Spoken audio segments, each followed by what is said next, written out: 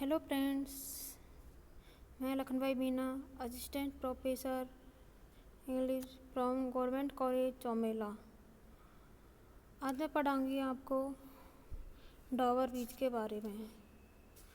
कल अपन ने पोइट के इंट्रोडक्शन के बारे में पढ़ लिया था। अब थोड़ा सा इसकी पोइट्री डॉवर बीच के बारे में जान लेते हैं। The poem was published in 1867। ये तो डॉबर बीच पोइम है, ये 1867 में पब्लिश हुई। The poet has expressed pessimism in this poem. इसमें इस कविता में कवि ने दुख भरे हुए संसार को, निराशावादी को व्यक्त किया। पैसिमिस्ट है निराशावादी। The world is full of misery, कि संसार दुख से भरा हुआ है। Even the great not poet Sophocles saying it, यहाँ तक कि सोफोक्लिस जो यूनानी कवि इसने इसे गीतों में गाया है। But in olden times man had faith and love for each other, कि पुराने दिनों में मतलब प्राचीन काल में कि मनुष्य एक दूसरे के प्रति प्रेम भाव रखते थे। What that they have now lost, लेकिन अब ऐसा नहीं है। Stead fight with each other, बल्कि एक दूसरे के प्रति लड़ते हैं। The poet is reminded of it by hearing of the sea at the Dover beach. कवि को डॉवर तट पर ज्वार के गिरने से इसकी याद आती है। अब अपन पोइट्री के बारे में मतलब इसकी एक्सप्लेनेशन करेंगे। थोड़ा सा इस पोएम की समरी के बारे में भी जान लेते हैं कि in the first stanza the poet see the calm sea is full tide at the Dover beach, कि प्रथम छंद में डॉबर तट पर कवि शांत समुद्र को पूर्ण ज्वार में देखता है। In the second stanza, the roar of the ebbing sea strikes a note of sadness in his mind, कि दूसरे स्टेंजा में डलते ज्वार का शोर उसके मस्तिष्क में उदासी का भाव पैदा करता है।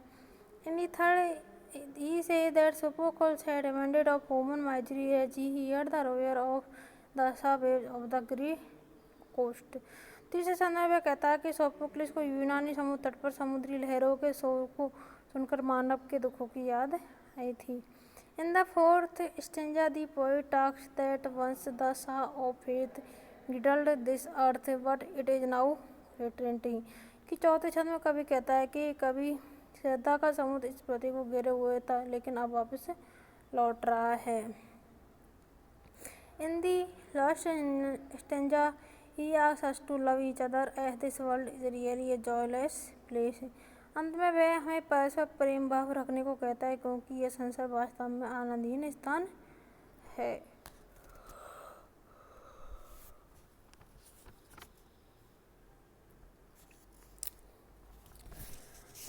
अब इसकी मतलब पोएम के बारे में जानेंगे। The sea is calm tonight, the tide is full, the moon lies fair upon the straits on the French coast. The light gleams and is gone, the cliffs of England stand glimmering and vast. Out in the tranquil way, come to the window seat the night air, only from the long line of spray where the sea meets the moon Helen's lane, कि one night the poet is standing near the shore at dawn. The moon is shining in the sky, its light is falling over the whole state of Dover. The French coast is also shining dimly in the moonlight. As the moon has changed position in the sky, its light is now not falling on the French coast, but the English coast, and the calm waters of the sea are shining brightly. It is beautiful sight and joy. The poet casts his beloved to come to the window and look this beautiful sight. He wants